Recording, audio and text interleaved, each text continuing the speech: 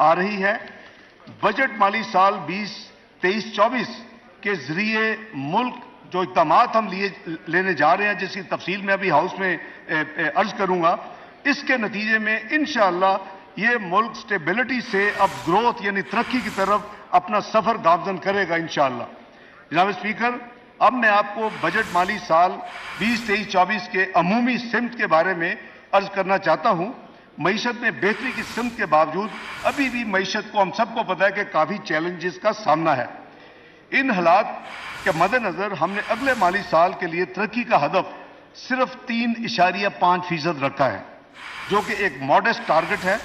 جلد ہی ملک میں general election ہونے والے جو شیڈولڈ ہیں، اس کے باوجود اگلے مالی سال کے بجٹ کو ایک الیکشن بجٹ کی بجائے ایک ذمہ دارانہ بجٹ کے طور پر ترتیب دیا گیا ہے۔ یہ الیکشن بجٹ اگر ہوتا تو اس کی خد و خال کچھ اور ہوتی، لیکن حکومت کا یہ فیصلہ تھا کہ ہم نے